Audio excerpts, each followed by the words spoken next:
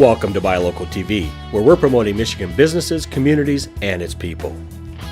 Michigan is a great place to live, work, and play.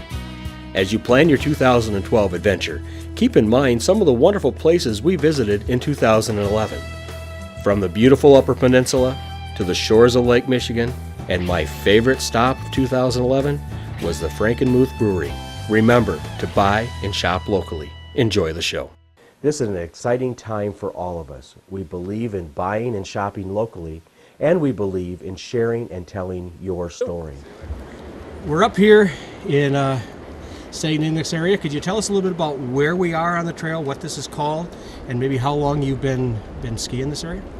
Okay, this is the Sand Dunes Trail, and I have been skiing here for about 30 years.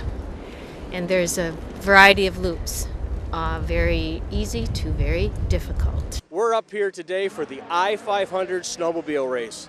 It's just underway. We're down here in the pits today. We're going to be right up on the bridge as it gets started. So we're going to see. I guess they tell us that the start is the most exciting part because you've got like 35 drivers all vying for a spot, and it's kind of what they say. It's a marathon. You don't want to hit it too quick, because you got 500 miles and it takes 2 to 3 drivers sometimes to complete this race. Now that we have the zebra mussels in the lake, the visibility, back in even the early 90s was probably, on average, especially in the southern parts of the lakes, maybe 20 or 30 feet. Now we're getting visibilities of 70 feet, 100 feet plus. And that rivals anything you'd see in the Caribbean or the Red Sea or anywhere in the world. So we're really fortunate to have, to live this close to some really amazing shipwrecks. From water to ice, let's take it up to St. Ignace, where Dwayne had an interview with a very famous Red Wing alumni member. Let's take a look. Tell me a little bit about your career and some of your fondest memories of hockey. Well, my career was just playing the greatest game in the world, and a game that I still love as much as I ever did. But the only trouble is, as you get older, you can't play it anymore. But it's been a wonderful thing for me, and the state of Michigan has been a great state for me. You can walk us through some of the process of taking it from the tree to the bottle. Let's take a look right now. We usually start tapping the trees when temperatures start getting above freezing, between 35 and 40 degrees. During the day and a freezing at night is ideal temperatures. And we tap the trees and you gather the sap after the containers get, every other day or every day as the containers get full. We bring them up to the sap house, and then we dump it off the wagon, and we put it into a holding tank above the evaporator. And then it goes in through the evaporator and snakes around through that and goes in as 2% sugar, and I'm not sure the sugar content when it comes out, but it comes out as maple syrup on the other end. With a variety of places to stay, from hotels to bed and breakfast to outdoor camping, you'll find what you need in Mackinaw City. Whether your trip is a few hours or a few days, there is fun for the whole family. Mackinaw City is where fresh air and the sky meet the Great Lakes and nature. History, hospitality, and recreation form the heartbeat of this bustling maritime village. Enjoy our Mackinaw nights of concerts in the park, late sunsets, and nightly laser show. There is something for everyone. Explore history that comes alive every day at Colonial Michilimackinac. Historic Mill Creek Discovery Park and Zipline provide visitors an outstanding glimpse of what the area was like centuries ago. My name is Jeff Gray. I'm the superintendent of the Thunder Bay National Marine Sanctuary located in Alpena, Michigan on the shores of Lake Huron. The sanctuary is a marine protected area, or a national park in the water. It's designated to protect the Great Lakes and their rich history. There are over 200 historic shipwrecks in and around this area, and the sanctuary works through research and education and resource protection to make sure that these beautiful resources are around for future generations. My name is Captain Paul LeBruck. I am a 100-ton master captain, and we're on our way to the Scanlon barge. It's a gravel dredging barge, It's in about 17 feet of water, and we're going to go find its bits and pieces of parts that are scattered along the shoreline over here and view them in the glass bottom.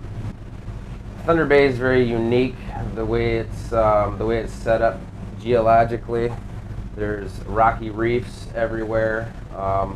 Back in the day, you could look out here in the 1800s and see hundreds of ships out here in our bay doing all kinds of trading. Alpena has the most shipwrecks that are concentrated in one area than anywhere in the world. Hi, my name is Lisa Drummond. I work at the Grand Traverse Lighthouse, right at the very tip of the Leelanau Peninsula. This lighthouse has been here since 1858. It was built to guard the Manitou Passage, which is treacherous water and has had many, many wrecks. The light can be seen, I believe, 17 miles out. And it was active until 1972 when the Coast Guard decommissioned it and put up an automated light on a steel pole. So far this year, we've had visitors from virtually every state, all over the world. About 100,000 people a year come all the way out here and visit us. Go on our website, www.grandtraverselighthouse.com, and there's all kinds of contact information there. We also run a keepers program, so you can actually come out here and live for a week at a time and keep the light. Hi, my name is Jessie Strager. I'm a zookeeper here at Binder Park Zoo. I've been working here for 2 years, and I work with the exotic hoof stock, which includes the giraffes that you can see behind me. We are at Twiga Overlook. It's the area that people can come to feed our giraffes every day. We sell lots of romaine lettuce up here to feed the giraffe, and it's actually mimicking how they would eat in the wild, where they would be eating up in the trees all day long, and so people up here on the deck act as the trees in a way, and so we can feed them and they feel like they're in their natural habitat. Gretchen drove back here. I took my bag out and I just dropped it on the ground, and guess what? What did we find? We found a morel. It was hiding. I almost crushed it. I almost crushed it with my bag. What were you looking for when we pulled up? What are some things that a mushroom hunter needs to know to where they can go to find them? Popple trees, that's the first thing you look for. And then rolling hills, moss, any place that there's moss, not really where it's too wet, like right next to a swamp. Down trees, especially the popples. And you also look for other fungus.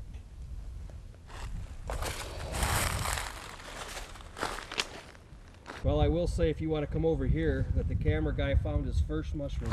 Yay! My sculpture, I try to design about Geofford come to see ArtPrize. If he have a life, he want to see ArtPrize too. Look at his face thinking about my sculpture. Because I was guided to bring this here for whatever reasons. I mean, even it scared even me.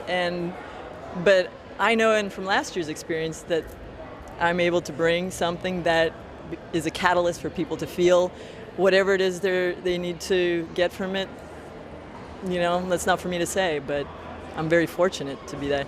Well, Maya, we really appreciate your time. It's a wonderful, beautiful piece. I love it. Thank you so much for having shared your time with us. Folks, that's it. Come down to West Michigan Art Prize. The next time you get a chance, you see it, you hear it, come down. It's a wonderful place, what we do in West Michigan. My name is Ray. I'm one of the park interpreters here at Nequamanon Falls. The falls here, we have 50,000 acres. This is the second largest falls east of the Mississippi.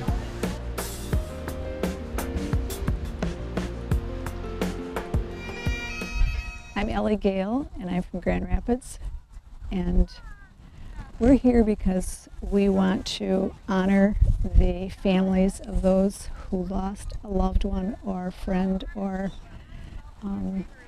associate at 9/11. My name's Guy.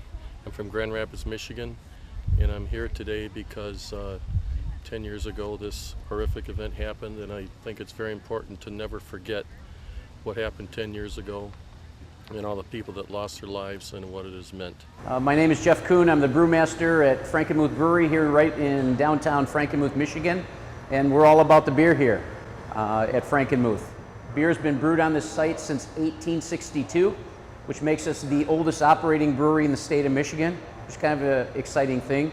And because we're in a German town, we do a large portion of our beer, our German beers, both lagers as well as ales, and then I do a variety of other beers as well.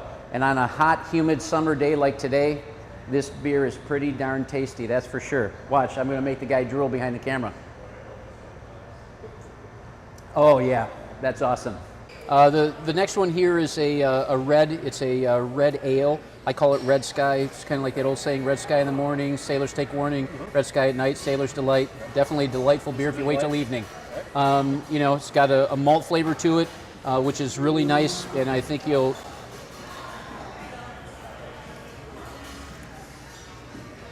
You know something? I love my job. Yes. I love my job. This Me is too. tough. This is really tough. Absolutely. This goes great with like stews, chilies, that type of stuff, because it's a little bit heartier, has a malt flavor to it.